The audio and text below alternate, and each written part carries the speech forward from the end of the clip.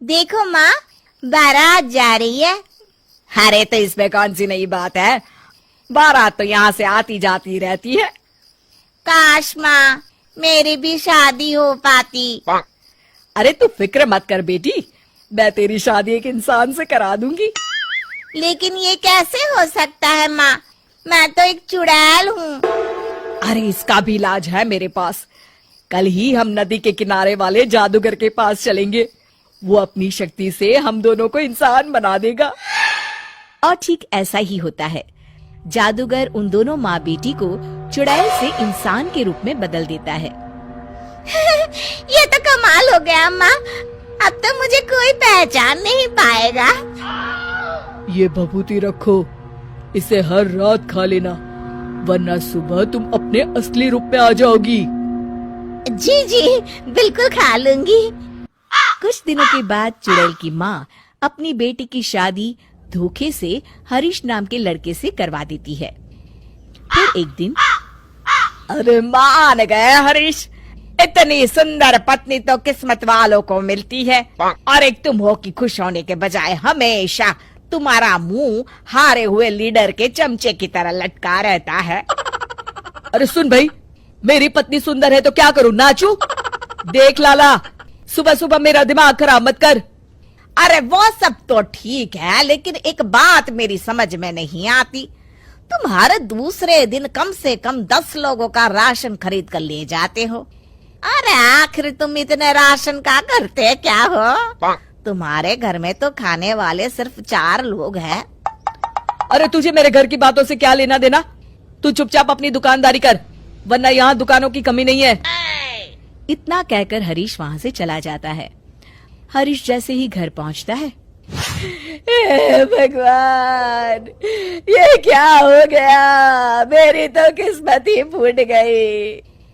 अरे क्या सोचकर मैंने अपने बेटे की शादी करवाई थी, अरे क्या हो गया, मेरी बहू तो एक नंबर की चांडाल निकली, मुझे मेरे ही घर की नौकरानी बना दी। ए कमला, क्या बड़बड़ कर रही है? चुपचाप काम नहीं कर सकती क्या? ठीक है बहू, रो मत माँ, सब ठीक हो जाएगा। अरे ओ माँ के बच्चे, पहले ये बता, तुझे घर आने में इतनी देर कैसे हो गई? अरे भाग्यवान, मैं दुकान से राशन खरीद रहा था। आखिर तुम 10 लोगों का खाना अकेले खा जाती हो, इसलिए हर दूसरे दिन राशन खरीदने जाना पड़ता है। अरे चल ठीक है। ए कमला, फटाफट मेरे लिए खाना बना, बड़ी जोरों की भूख लगी है। मैं अपने कमरे में जा रही हूँ। ए हरीश, चल मेरे पैर दबा। मेरी समझ में नहीं आता, ये बहू आखिर हमसे किस जन्म का बदला ले रही है, हमने इसका क्या बिगाड़ा है?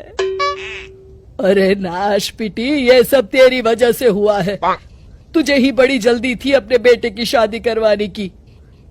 अरे तो इसमें मेरी क्या गलती है जी, जो हर माँ करती है मैंने भी तो वही किया है ना। सही तरीके से जांच पड़ताल तो कर लेती कि लड़की कैसी है, स्वभाव कैसा है। इस तरह आंसू बहाने से अब कोई फायदा नहीं, जो गलती की है अब तो उसकी सजा भुगतनी पड़ेगी। आपका ये भाषण सुनने का वक्त नहीं है मेरे पास, मैं तो चली रसोई घर में खाना बनाने, नहीं तो ये डायन मुझे ही पकाकर खा जाएगी। कमला रसोई घर में चली जाती है। इस तरह हरीश और उसके घर वालों की जिंदगी नरक बन जाती है। कुछ दिन बीत जाते हैं। फिर एक रात, आज तो खाना खा के मजा आ गया। कुछ भी कहो, मेरी बुढ़िया सास खाना एक नंबर का बनाती है। और ये कामचोर हरीश क्या कर रहा है? ए लड़के, ठीक तरह से पैर दबा। आज तो मुझे बहुत नींद आ रही है।